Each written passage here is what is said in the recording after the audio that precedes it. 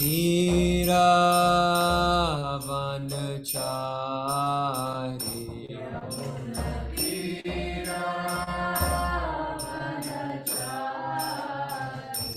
Jaya Radha Madhava Kunja Bihari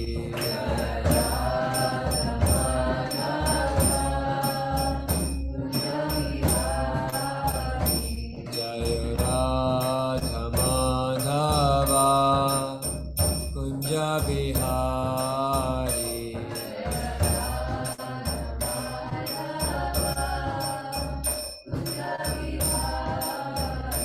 Jaya Gopi Janvalabha Girivaladhari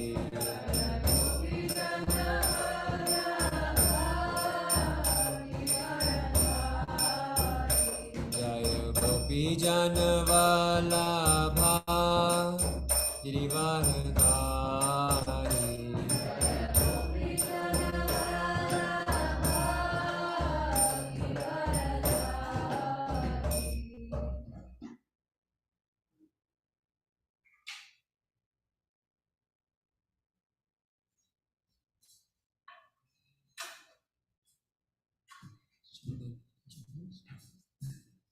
Om Namo Bhagavate Vasudevaya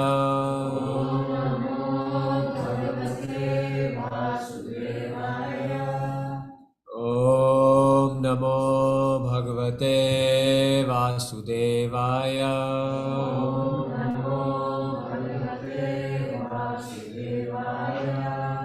Om Namo Bhagavate Vasudevaya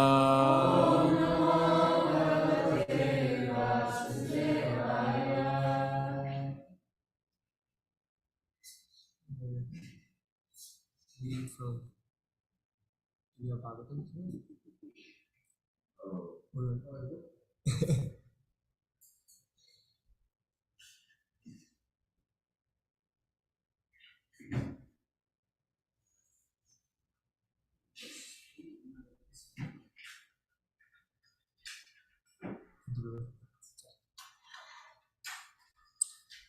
So we're reading from the first canto, the 9th chapter. We'll read from text 29 till 48, 49?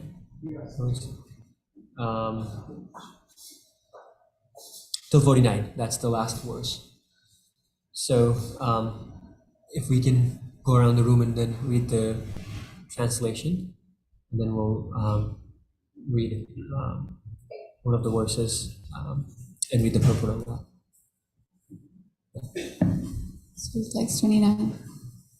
While Bhishma Dev was describing occupational duties, the sun's course ran into the northern hemisphere. This period is desired by mystics who die at their will. Thereupon, that man who spoke on different subjects with thousands of meanings, and who fought on thousands of battlefields and protected thousands of men, stopped speaking and, being completely freed from all bondage, withdrew his mind from everything else and fixed his wide open eyes upon the original personality of Godhead, Shri Krishna, who stood before him, four-handed, dressed in yellow garments that glittered and shined.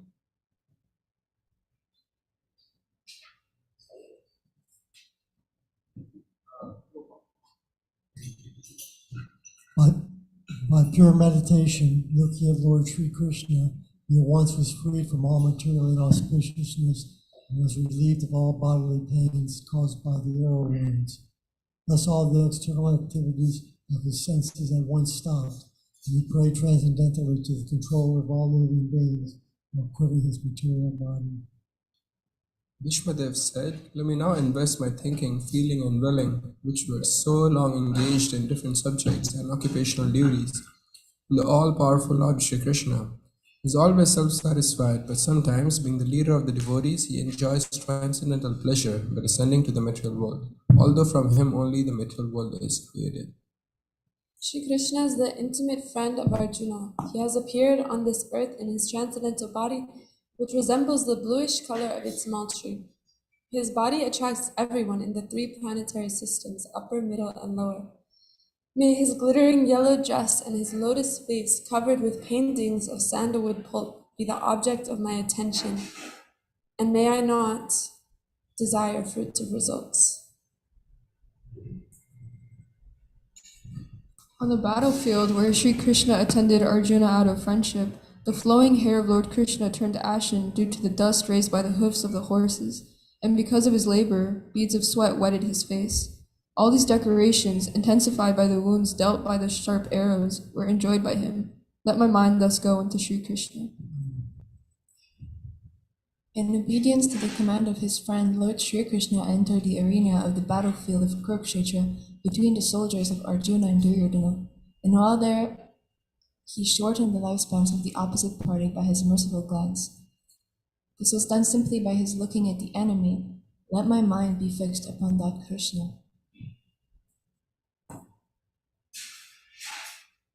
Arjuna was seemingly polluted by ignorance upon observing the soldiers and commanders before him on the battlefield. The Lord eradicated this ignorance by delivering transcendental knowledge. And his lotus feet always remain the object of my attraction.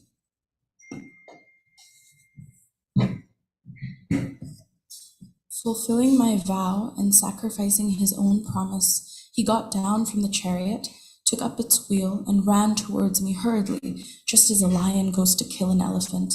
He even dropped his outer garment on the way. May he, Lord Sri Krishna, the personality of Godhead, who awards salvation, be my ultimate destination. On the battlefield, he charged me, as if angry because of the wounds dealt by my sharp arrows. His shield was scattered, and his body was smeared with blood due to the wounds.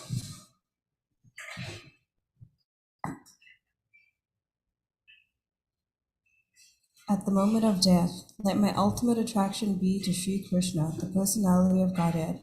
I concentrate my mind upon the chariot driver of Arjuna, who stood with the whip in his right hand and a bridle rope in his left, who was very careful to give protection to Arjuna's chariot by all means. Those who saw him on the battlefield of Kurukshetra attained their original forms after death. Let my mind be fixed upon Lord Sri Krishna, whose motions and smiles of love attracted the damsels of Vrajtam, the gopis. The damsels imitated the characteristic movements of the Lord after his disappearance from the rest dance.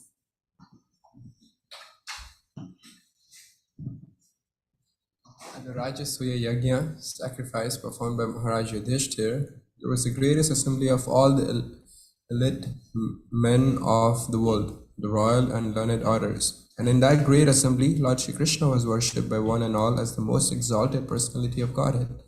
This happened during my presence, and I remember the incident in order to keep my mind upon the Lord.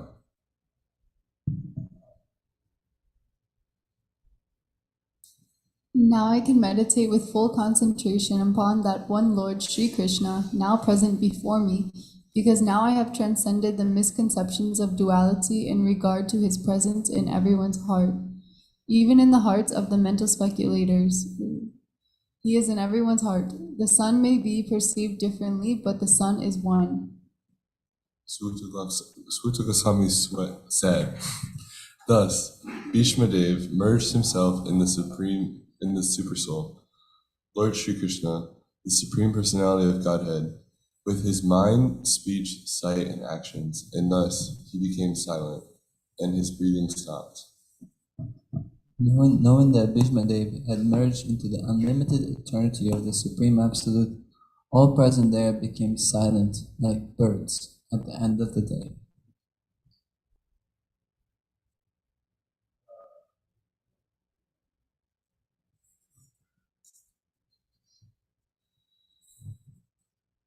Thereafter, both men and demigods sounded drums in honor, and the honest royal order commenced demonstrations of honor and respect, and from the sky fell showers of flowers.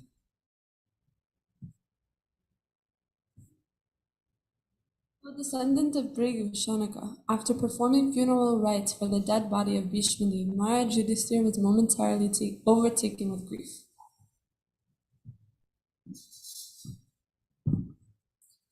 All the great sages then glorified Lord Sri Krishna, who was present there by confidential Vedic hymns. Then all of them returned to their respective hermitages, bearing always Lord Krishna within their hearts. Thereafter, Maharshi Yudhishthira at once went to his capital, Hastinapur, accompanied by Lord Sri Krishna, and there he consoled his uncle and Aunt Gandhari, who was an ascetic. This, the great religious king Maharaj Yudhishthira executed the royal power in the kingdom strictly according to the codes of royal principles approved by his uncle and confirmed by Lord Sri Krishna. Read text and something.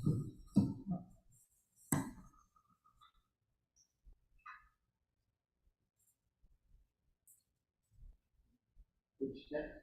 37, please.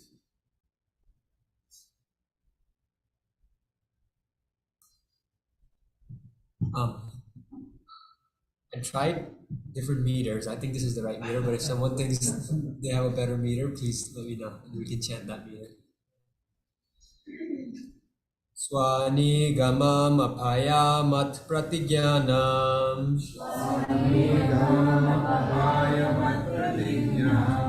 Rita madhi kartumava plutonattastaha rattastaha.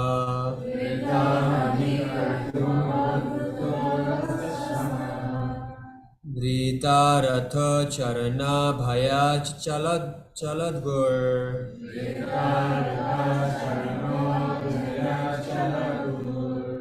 Haririva hantum ibham gatotriya.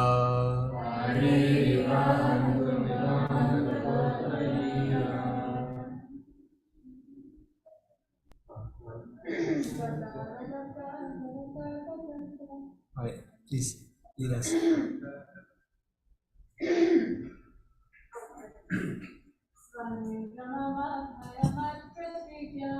Swani gamam apayamat pratigyam.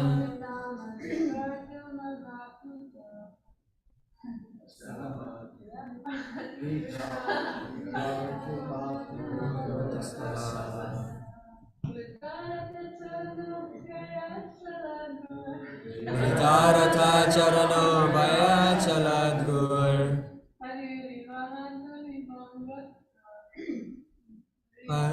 Haririva hantum ibham gatotriya. Anyone else? Swani gamam apayamat pratigyam.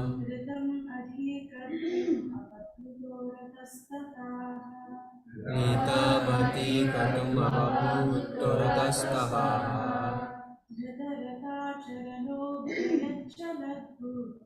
Drita ratha charano bhayachaladgur.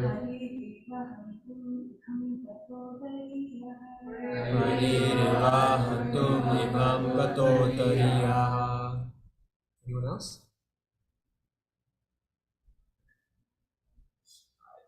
Yeah? One more? Please. Swanigamam apayamat pratigyam. Swanigamam apayamat pratigyanam. Kritam avapluto rathasta. Kritam adhikartum avalupto rathastaha. Ratha charano abhayat chaladgur. Ritaratha charano bhayat chaladgur. Haririva hantum ibham gatotriya.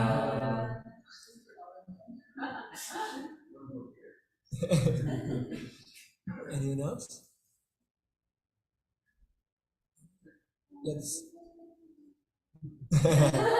Let's read word to word together, please. Swanigamam, own truthfulness. Baya, for nullifying. Mat pradignam, my own promise. Kritam, actual. Adi, more. Kartum, for doing it. Uttaha, getting down. Rathastaha, from the chariot. Uta, taking up. Ratha, chariot.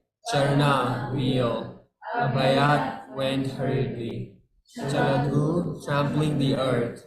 Ri, lion. Iva, like. Antum, to kill. Ibam, elephant, Gata, leaving aside, Uttaraya, covering cloth. Translation: fulfilling my desire and sacrificing his own promise, he got down from the chariot, took up its wheel, and ran towards me hurriedly, just as a lion goes to kill an elephant. He even dropped his outer garment on the way.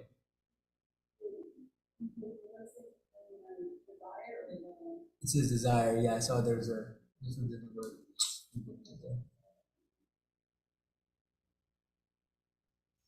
Purport by His Divine Grace,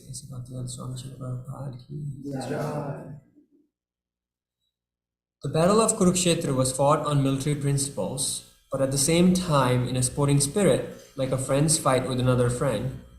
Duryodhana criticized Bhishmadev, alleging that he was reluctant to kill Arjuna because of paternal affection. A Kshatriya cannot tolerate insult on the principle of fighting. Bhishmadev therefore promised that the next day he would kill all 5 Pandavas with special weapons made for that purpose.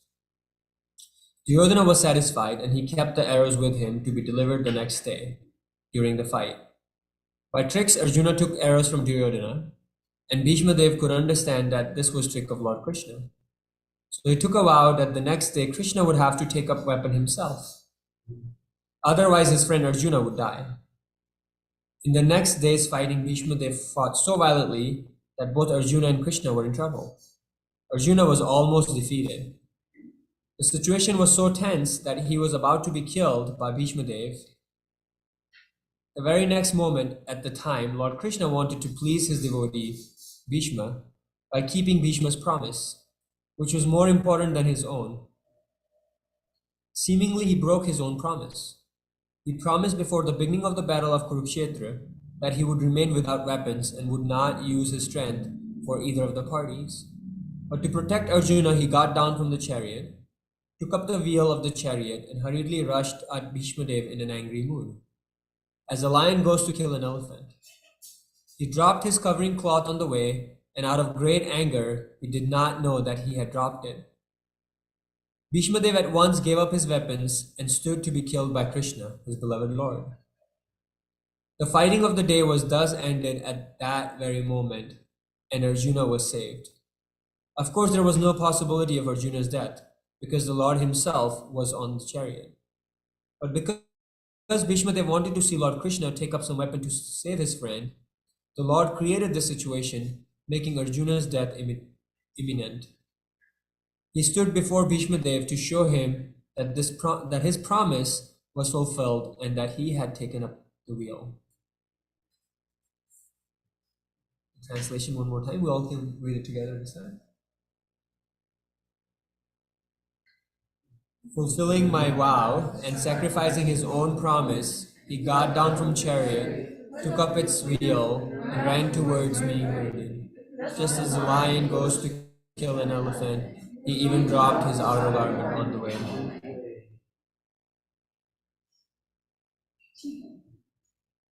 Yes, bro. I have a question. Please. Verses where Bhishmadev was giving his prayers and then it said all his senses focused on the Supreme and then merged into the Supreme Absolute. Does that mean that he went to the Brahman or he actually went back to the spiritual world? He actually went back to spiritual world. So that's a really good question, and I was actually doing some research on that yesterday too, and kind of because I was confused. Yeah, that's an important good observation. On a few lectures that I heard at the couple things that I think was laid out is, one, you can see that actually he's focusing, Bhishmadev's focus is on Krishna as a person, right? Like all the pastimes he's talking about is talking about Krishna as a person. He's talking about the pastimes where he's been actually involved with Krishna as a person. And then he also talks about the pastimes of the gopis with Krishna, right? That's the only one pastime that he talks about where he personally wasn't there, right? And so he's focusing with Krishna as a person. And then in the verse, it's talk about, I think the example that was given was like, hey, if you see kind of like a green bird going into like a green tree, it looks like all green, but there's still the individuality of the bird and the individuality of the tree. So he's not merging into Brahman. He's going back to the spiritual world. Yes, Prabhu. Bhishma Deva is also one of the Mahajans, so he is perfectly and infallibly adept in the science of Krishna. But he also is, what you can kind of see here is that he's in a chivalrous rasa with the Supreme Lord, and far from this being just, two personalities coming at each other, there's this exchange that's taking place between them with tremendous rasa. And yeah, so he's going to wind up being filled with arrows in the moment that he's having this exchange with Krishna in the chivalrous martial rasa. It's very interesting. Yes. So, yeah, this is one of my favorite pastimes of Mahabharata. So what I wanted to do today is I wanted to kind of start focusing on the life of Bhishma Dev. As Prabhuji mentioned, he's one of the 12 Mahajans. So Maha means great, Jan means soul, right? He's one of the great souls out of the 12, right? So he's extraordinary. So I wanted to kind of focus a little bit on his life, what makes him a great soul, and then talk a little bit about his relationship with Krishna, and then go in more detail on this pastime. So Bhishma Dev, we can see from his life that his life is full of sacrifices, and we see the life of all these wonderful devotees, the Pandavas, in Kunti, like how they live the life of so many sacrifices. So Bhishma Dev, when he's actually born, his name is, does anyone know his name? Yeah, Devavrata, which means Deva means the demigods, right? And Vrata means the blessings, so the blessings of the demigods.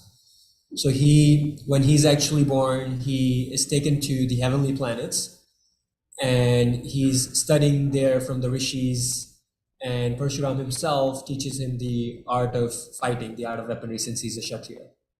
So he's there for about 30 years. And so think of like we hear about all the opulence that exist in the heavenly planets, right? And so he's actually there in the heavenly planets, but his focus is to study from the scriptures from the rishis, and then the art of weaponry from Parshuram, and he's doing that. And so, like, if we try to relate it to today's world, like think of like if someone was saying, I'm actually going to Hawaii to do my further studies, right? It's like no one goes to Hawaii, or like think of like really exotic place in this material world, and saying like I'm actually will be able to go focus on my studies and being able to do that, right? So from really early age, you can see like how focused Bhishma Dev was, right? And so when he comes back, he's the only son, and so he's announced as a Yuvraj, as a prince. It says like his father Shantanu says he's the prince, and after I leave my body, he'll be the king, right? So he's announced as the prince will take the kingdom once the current king is unfit. So but during after that announcement is made, Maharaj Shantanu, who's been alone, and there's the pastime of his wife, who's actually Ganga Devi herself. He's been alone for a while, so he actually falls in love with this lady Satyavati, yeah. And so, but she's from a lower caste, and so his father actually wants Shantanu to make a promise that actually he thinks, that people will never take her as a queen because she's from a lower caste. And, even if you marry her, I want the child that actually that's born from Shantanu and Satyavati to be the king, and not your son Devavrata, not Bhishmadeva.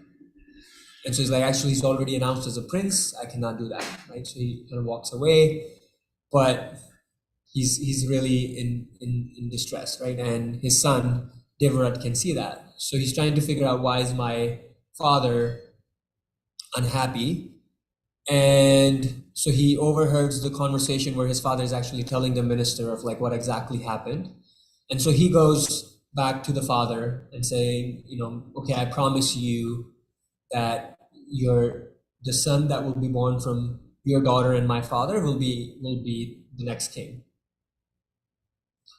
And so it's like, okay, well, that's fine, but you yourself are, at 32, you'll be probably getting married, and you'll have a child. And if you have a child first, then he will actually have the right to the throne.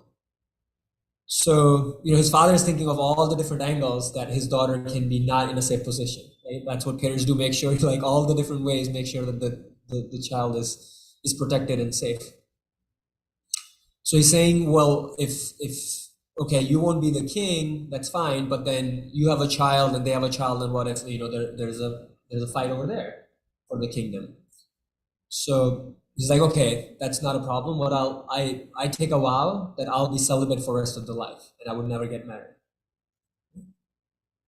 And so for a second, if we just kind of like take a pause and think about that vow, right? It's not an easy vow to take, especially for a Kshatriya like Devara, right? Like think of like, for some of us like who have or are practicing celibacy and being in brahmacharya or brahmacharini ashram, for some part, like there are so many distractions, and it's not a easy austerity to practice. But here think of like Devavrata or Bhishmadev, who is a Kshatriya, has all the opulence in Hastinapur, and he's taking a vow that he'll be celibate for the rest of his life. Right? And we see how strongly, we'll talk more about that, but how strongly he practices that. So, at that time, when he takes a vow, at the demigods in the heavenly planets, like that's when they say like Bhishma, which just means like terrifically horrible, or terrific, like, yeah, like terrifically horrible vow, like, who would take such a vow, right? And that's from there he gets the name Bhishmadev, right? From that vow that he takes. So he takes his vow, and then he's like, okay, like you take this vow, but then still, like, what if the father is still not satisfied? He's like, what if, still the prince doesn't get the respect, because he's born from, my daughter's womb, who's not of the higher caste. So he's like, okay, I take a vow that I will personally serve, your son who will be ruling the throne. So he goes back and tells his father about this and say, like, now you can marry Satyavati, and I've taken this vow. And his father's like overwhelmed with all the sacrifice that Bhishma is willing to make for his father. So his father gives him a boon. He says, for all the sacrificing that you're making, I'll give you a boon. And the boon is that you can choose when you want to leave this body. You have the desire, like you have the freedom to decide, when you want to leave this body. So he accepts that boon with folded hands, and then he's serving. There are two boys who are born from Maharaj Shantanu and Satyavati, and he's serving them, but they end up leaving their body because of some unforeseen circumstances, and they don't have a child yet, right? So there's no one who is there to take the throne. So the two children that are born from Maharaj Shantanu and Satyavati, they get married, but then they have left the planet. So now Satyavati comes to Bhishmadev and say, like in this circumstances, it's like in that age, the right thing would be to do is, it's really more important to have someone who will be able to take the throne and rule the kingdom. So in this circumstances, if that happens, then what they would do is that the brother of the king will have a child with the queen. So that way the dynasty can continue and there is a rightful prince for the throne. But Bhishma Dev is like, I cannot do it. I've taken a vow. And he's like, well, you took the vow because of them, but now they're not there. Like you can break the vow, right? And so, like if we just like meditate for that for a second, it's like, it's like if you take such a strong vow and there's like kind of an out, like, hey, you can actually, you took the vow because of me, and I'm giving you the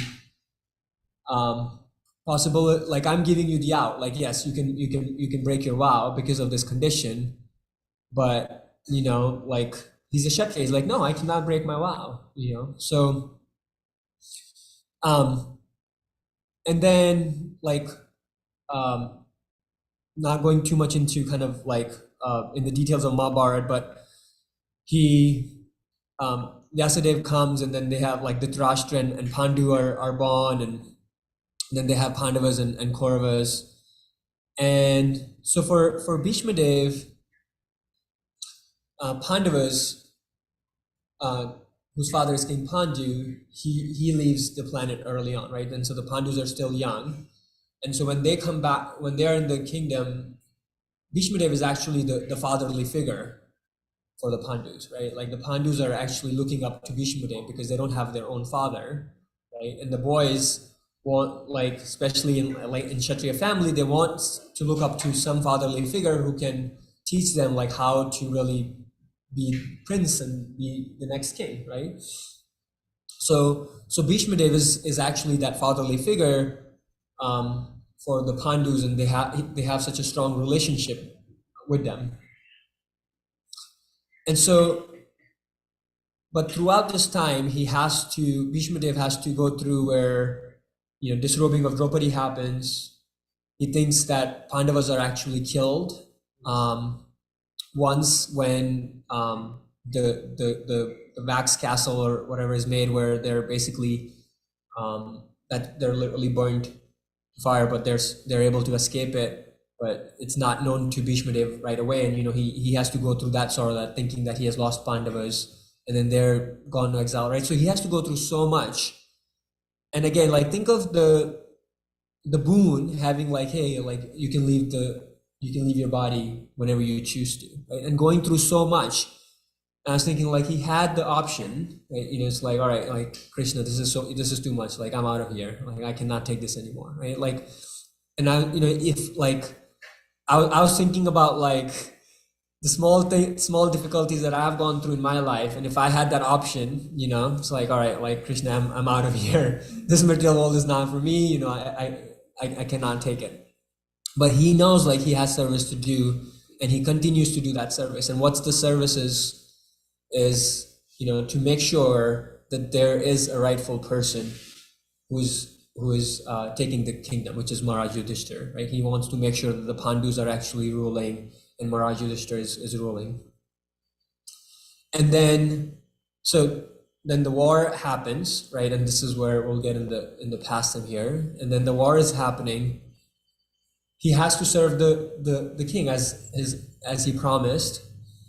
And now he has to fight his children, right? Or his grandchildren, but like he literally has been the father figure to the Pandavas.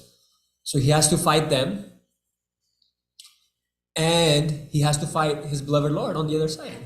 Like, Krishna is on the other side, right? So think of it as like, we hear from Arjuna's perspective, in the beginning of Bhagavad Gita, how he puts his bow down, or he's putting his bow and arrows down, and or his bow and arrow down, and like, think of like on the other side of from Bhishma Dev, like, as a father, I can tell you, if I have to ever fight my son, I think it will be a lot harder for me than it will probably be for him. And here is his Bhishma Dev, he has to fight like not only like his grandchildren, but like his beloved Lord on the other side, right? And when and Duryodhana is always like pushing him, as we hear, because he knows like he loves Pandavas, but like he has even a special affection for Arjuna, right? And so he like, and Duryodhana just keep on pinching Bhishma. It's like, you're not fighting wholeheartedly. You're not fighting wholeheartedly. Like, I know you love Arjuna. And so, and Bhishma is like, okay, like I'll fight Arjuna. And so then like this beautiful pastime happens where he's like, okay, like tomorrow, like I'll kill Arjuna. I'll fight so wholeheartedly that, either Arjuna will die or Krishna will have to break his vow where he will have to lift a weapon. And so then the next day, Bhishma Dev is fighting wholeheartedly against Arjuna. And actually, Arjuna is not able to put his 100%. Like Krishna can see that Arjuna is actually, is like, because, his grandfather is on the other side, Arjuna is just like, just kind of like seeing like, kind of just being in the war, but he's not, his heart is not into it. He's not really there. And so at that time, and Krishna's pastimes are so wonderful that you can see like there's like only Krishna can manifest something like that, where like so many different angles are fulfilled, right? Which we see in this pastime, right? So Bhishma Dev take this vow, like, like either Arjuna will die or Krishna will have to lift a weapon. And Arjuna is not fighting with his heart. So Krishna is like, all right, like I'm ready to break my vow to make sure that Arjuna fights well enough. Like he can see that if his heart is not into it, I'm ready to break my vow. So he better fight right, because that's the right thing to do here.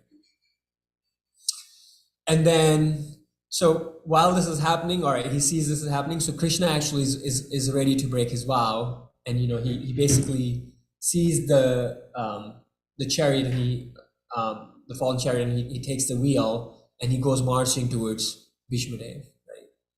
And so Krishna puts these really great personalities in these difficult pastimes, right? Like the lesson from Bhishma Dev being on the other side is, no matter how powerful you may be, but if you're against on the side of the God, or if you're against God, or if you're on the other side, you're not winning that battle, no matter how much powerful you may be, right? And Bhishma was undefeated till that time. There's a pastime where he actually he has to fight his own, again for his vow, he has to fight his spiritual master, Parshuram. And that battle happens for 28 days. And to end of it, which is like, he's ready to take this special astra, Pashupati, that he has to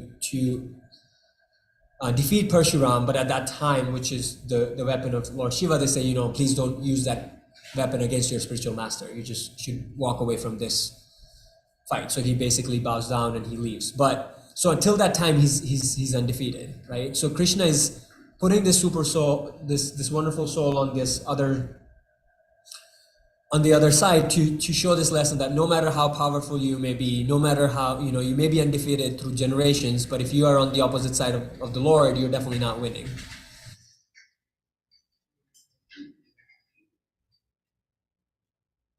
So he's still fulfilling the duty that he has. Bhishma is fulfilling his duty, and he's charging these arrows, and Krishna is marching with the wheel towards Bhishma Dev to break his vow. But what's the bigger vow that Krishna makes? What's another vow, another declaration that Krishna makes in Bhagavad Gita? Right. My devotee will never perish, right? And he says like Arjuna, you make that statement, so that way everyone knows and believes it. Right? So that's actually a bigger vow, that Krishna has committed to. And so he's ready to break this other vow, by picking up the weapon, but making sure that Arjuna, who's his devotee, will not perish, right? Make sure that he's not going to lose this war. And so just like and that's one of the reasons that I love this pastime is you can see like how wonderful Krishna is, that he's willing to break his vow for the bigger vow that he has made to us, that he's actually, his devotees would never perish, right? And he's willing to make the sacrifice, he's willing to break the vow for his devotees.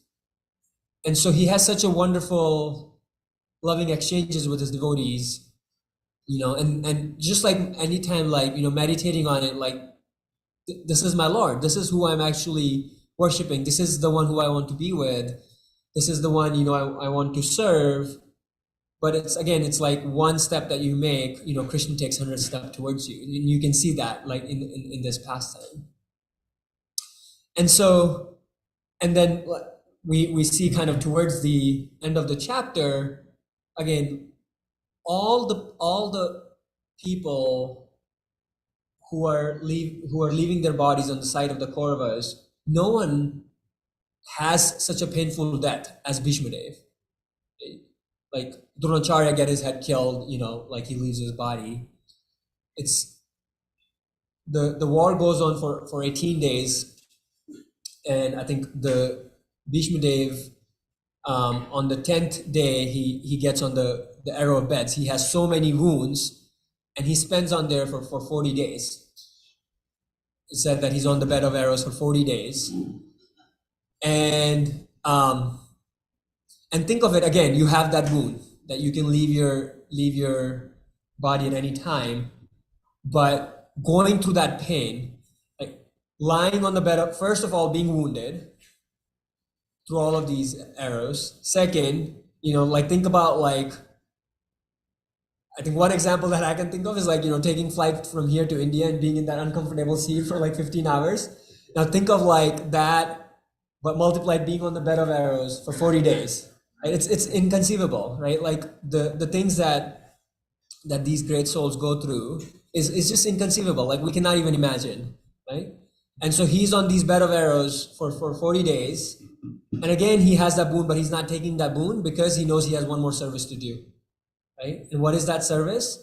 That he has to give these instructions to Maharaj Yudhishthira, because he knows that Maharaj Yudhishthira will, because of all that, he knows the heart of a devotee, and he knows like all the pain that he's seeing around him, that he will be in that depression, and he will have to be hearing from, like, so many people are trying to appease him or soothe him, but it wouldn't be till Bhishma Dev actually tells him that, right? And that Bhishma Dev tells him, like, just like I had to do my duty, it wasn't that like I wanted to fight this battle, and especially not on the other side, but I had my duty to do. Similarly, you had your duty to do to fight this war, so that way the right person is on the throne. You didn't do this for your own sake. You did it because of your duty, right? And so hearing that from his grandfather and seeing that in his example, right, he's able to be pacified, right? So he had that one last service to do. And then once he does that service, then we see like how beautifully he meditates on Krishna's pastime before he leaves this planet, right? So we can see like with great soul like Bhishma Dev, you can see his wonderful example of how he teaches us to live, and not only to live, but how to even leave this planet, right? And then I think one of the verses that you read yesterday, where you can see him saying, now towards the end of my life, Krishna himself is present here because of my unflinching devotion. Right? That's like out of all the things he has done, all the quality he said is because of my unflinching devotion to Krishna, he's there. And you can see actually, even though Bhishma Dev and Krishna are present on the planet at the same time, there's not so much of personal interaction that he's getting with Krishna, right? He's kind of there, but he's observing things. So, Krishna is coming to Hastinapur is to meet the Pandavas. He's spending time with Arjuna. So Bhishma is present, he's there, but it's not so much of personal exchange, right? But yet you can see the amount of devotion that he has for Krishna. And we can see from his example of, if we don't have to be physically present with like with our spiritual masters, with Srila Prabhupada to serve them. If we just have that devotion, we can continue to serve them without even that physical presence, right? And he gives that wonderful example from his life of not having that so much of personal association with Krishna, but yet like how he continues to serve him and how he meditates on his pastimes, even the small interactions where he's present there when Krishna is there, and then meditating the beautiful pastime of Krishna with the gopis. So that's all I want to share. Any questions or comments or thoughts?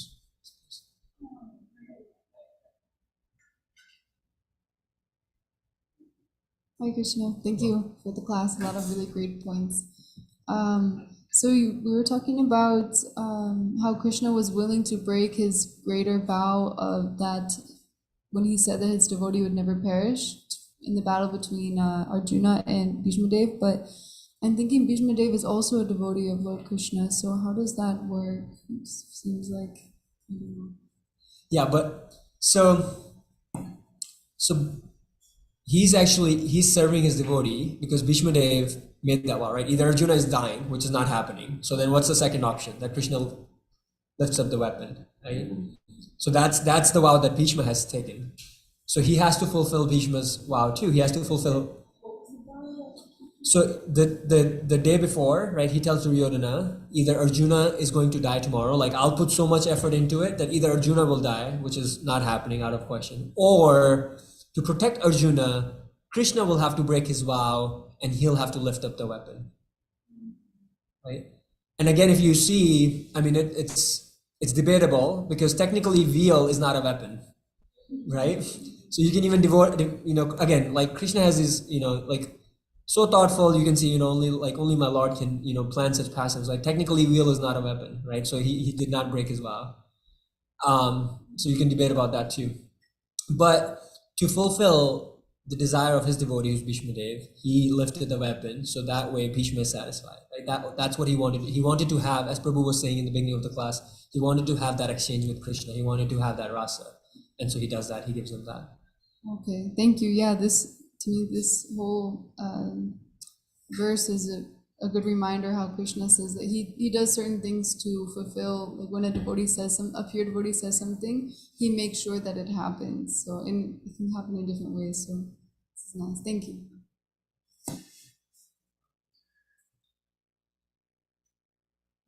Similar thoughts about what Kelly was saying, that because Bhishma Dev desired to have engaged with Krishna in the rasa of chivalry, like that Veera rasa, he wanted a fight. That's what Krishna fulfilled. Like I don't like the exact word, like what you're saying, like Sanskrit, something with rasa, but he's like the master or the enjoyer of all the mellows. Like, so yeah, I don't exactly remember that word, but it's in Bhakti Rasamrita Sindhu. But that just shows that he can, like, ye athamam prapadente tam satheva vajamyam, like the way a devotee approaches him, he fulfills that desire. And this is, like, sometimes it could seem like weird that he's fighting with his devotee, and that how does, like Kelly asked, how does Bhishma Dev not perish if he's like killed at the end? That's what he wanted to engage in, so Krishna fulfills that desire. Yeah. Only the Lord can do such wonderful things.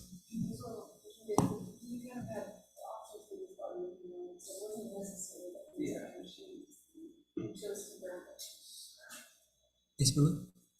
What's the relation? Okay. What's the relation or the connection between Bhishma Dev and Pandu? How do they know each other? The Pandavas or Pandu? So Pandu is Pandava's father. Yeah. So you're talking about Pandu? Mm. So let's see. Pandu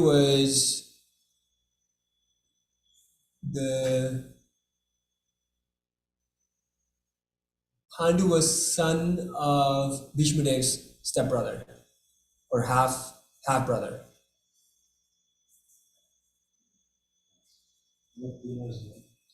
The brothers.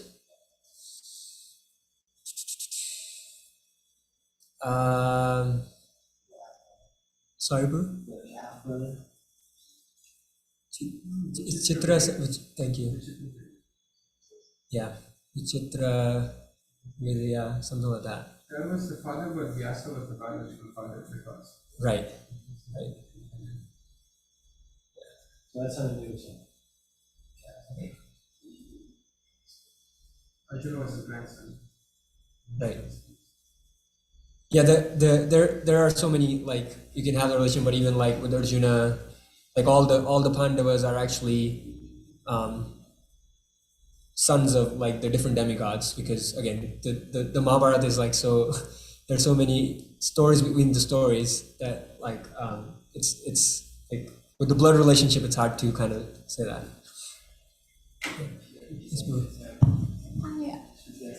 Okay.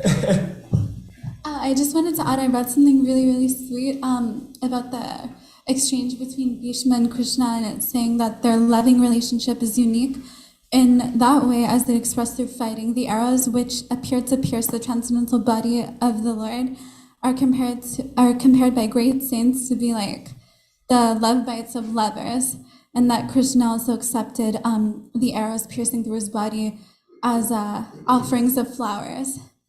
So it's super sweet.